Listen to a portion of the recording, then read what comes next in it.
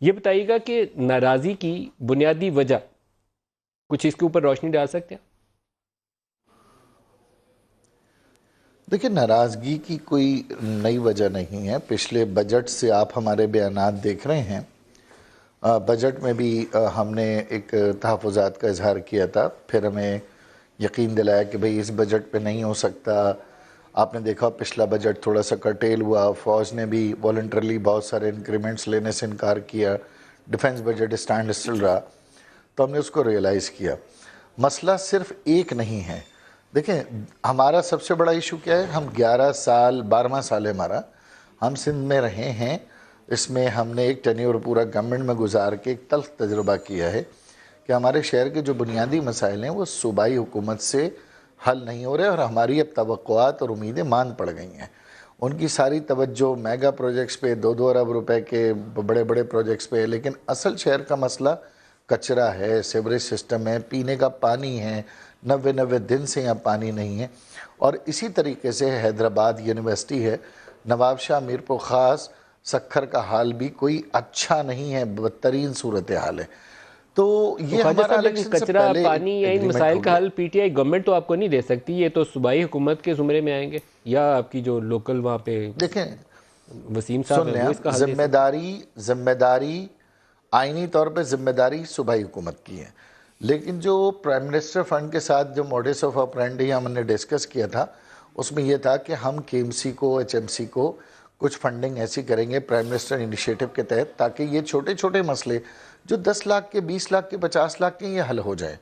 Unfortunately یہ ایک مسئلہ تو اپنی جگہ ہے. دوسرا، حیدرآباد یونیورسٹی میں نے بتایا کہ ابھی تک زمین ایکوائر کرنے کے لیے اس میں نوٹس ہی نہیں ایشو ہوا، اس کی جانچ ہی نہیں شروع ہوئی، تلاش ہی نہیں شروع ہوئی. تیسرا، 140 کی اپلیکیشن 1.5 سال سے پینڈنگ ہے، بلکہ 2 سال سے، الیکشن سے پہلے سے. صرف کیا کرنا ہے؟ کچھ نہیں خواجہ کرنا، صاحب کوئی ایک چیز ڈیولپمنٹ اور تھوڑی بتا دیں، کرنی ہے. یہ سارے ایشوز ہم نے اٹل گزشتہ روز بھی ڈسکس کیے تھے. یہ جتنے اتحادی ہیں بیک وقت کیوں خفا ہوئے ہیں؟ باپ پارٹی، اس طرح سے وہ پی ایم ایل کاف والے ہیں، مینگل والے ہیں، یہ سارے بیک وقت کیوں خفا ہو گئے؟ سوری، دوبارہ ریپیٹ کریں.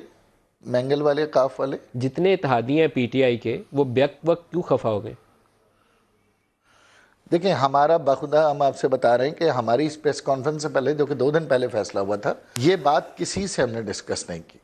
اب تو ہم رابطے میں، ہمارے سے پی ایم ایل کیو بھی اور جی ڈی اے بھی ہے. ہمارے ایشوز اپنے ہیں، اور ہمارے اپنے ایشوز کیا ہیں؟ شہر کے ایشوز ہیں. شہر کا ایشو قومی ایشو ہے، سر، قومی آپ کے مفادات کے لیے ایشوز ہم میں نے کل سب بڑے اکٹھے ہیں. اچھے سے ہائی لائٹ کیے ہیں 2 روز سے، لیکن ایک چیز ابھی بھی تھوڑی سی میرے لیے سمجھنے سے میں قاصر ہوں، آپ اگر سمجھا پائیں. ایک ہی وقت میں ٹریگر ہوا ہے نا، جی ڈی اے بھی ایک ہی وقت میں ٹریگر ہوا، کاف لیگ بھی ایک ہی وقت میں ٹریگر ہوا، ساتھ ہی ایم کیو ایم باپ پارٹی اور ساتھ ہی مینگل صاحب کا ایشو ٹریگر ہوا. یہ پرانے ایشوز تھے، لیکن ایک دم سے آپ پانچوں اکٹھے اگر بولیں کہ ہم پی ٹی آئی سے آج سے خفا ہو گئے، تو ہمیں تو یہ سوال پوچھنا پڑے گا کہ کیا ہوا بیک وقت؟ دیکھیں، میں پھر آپ کو بڑی ذمہ داری سے کہہ رہا ہوں، ہم نے پہلی پریس کانفرنس ہم نے کی. یقیناً اس کے بعد انہوں نے بھی یہ محسوس کیا ہوگا کہ بھئی ایم کیو ایم اپنے تحفظات کا اظہار کر رہی ہے، تو انہوں نے بھی کہا. یہ کوارڈینیٹڈ کوئی ایفرٹ نہیں ہے، اور اس ایفرٹ میں جو یہ شبہ ہے کہ شاید ہم حکومت کو ڈیریل کر رہے ہیں یا حکومت کے خلاف کوئی کسی اتحاد کا حصہ ہیں، میں اس تاثر کو بھی مسترد کرتا ہوں. جب آپ کی کاف اور جی ڈی اے سے بات ہوئی، کیا بات ہوئی آپ کی ان سے؟ انہوں نے ظاہر فون کیا ہماری پریس کانفرنس کے بعد کہ بھئی آپ نے یہ کیا آپ نے ہم سے، ہمیں بھی آپ آن بورڈ رکھتے. تو ہم نے کہا بھئی ٹھیک ہے، ہم سب اتحادی ہیں، ہم اپنی سیاست اور اپنی ذمہ داری ادا کر رہے ہیں. خالد بھائی کیونکہ کنوینئر ہیں، ان کے اوپر بوجھ بھی ہے، ان کے اوپر سوال بھی اٹھ رہے، تو انہوں نے اپنی پارٹی سے مشورہ کر کے ایک وزارت واپس کی ہے. ہم نے کوئی اتحاد سے علیحدہ نہیں ہوا، جس کی ہم مشاورت کاف میں کرتے یا پرویز الہی اتنی صاحب بڑی سے کوئی بات ہوئی موو اس آپ کو کی؟ سمجھا جاتا ہے. خالد بھائی کی بات ہوئی ہے دونوں جگہوں پر. پرویز الہی صاحب سے ہوئی، اور ادھر جی ڈی اے میں کس سے ہوئی؟ ڈاکٹر فہمیدہ مرزا سے ہوئی یا کسی اور سے ہوئی؟ نہیں، میرے نالج میں نہیں ہے. خالد مقبول بھائی کی دونوں طرف بات ہوئی ہے، اور اس میں بھی ہم نے یہی انہیں کہا ہے کہ ہم نے کوئی حکومت سے علیحدہ ہونے کا ایجنڈا نہیں ہے ہمارا، حکومت کے ساتھ ہے، کابینہ چھوڑی.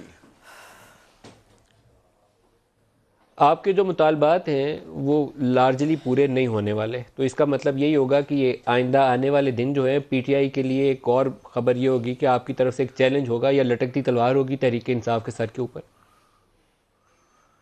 ایسا نہیں ہے کہ مطالبات دیکھیں، ہم یہ کب کہہ رہے ہیں کہ 13 کے 13 جو ایک مہینے میں حل ہو جائیں. شروعات ہوتی ہے نا تو ووٹر بھی سیٹسفائی ہوتا ہے، شہر بھی سیٹسفائی ہوتا ہے، سندھ کے شہری علاقوں میں جو زیادتیاں ہیں وہ بھی محرومیاں اس کا ایڈریس ہوتا ہے.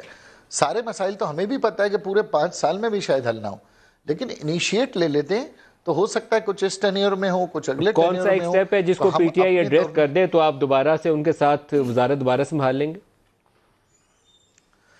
میں پھر ندیم بھائی کلیئر کر رہا ہوں، یہ تاثر بالکل غلط ہے کہ ہم نے وزارت کے لیے چھوڑا ہے.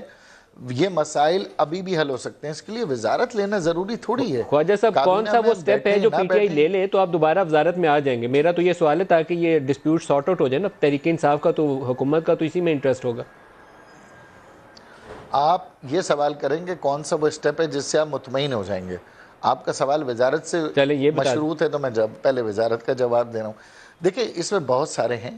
میں نے آپ کو جیسے بتایا ایڈمنسٹریٹو جتنے بھی ہمارے 6 نکات ہیں، جس میں سینسس کا ہے، سیمپلنگ کا ہے، اٹارنی جنرل کی خدمات ہیں، یہ سارے ایشوز ہمارے ایڈریس ہو جائیں. اس کے علاوہ ڈیولپمنٹ کی ہماری اسٹریٹجی ہو جائے، 140A ہمارے ساتھ ڈسکس ہو جائے. اگلے بلدیاتی انتخابات کے لیے جو ایک مربوط حکمت عملی کا ہم نے وعدہ کیا تھا وہ ہمارا ہو جائے.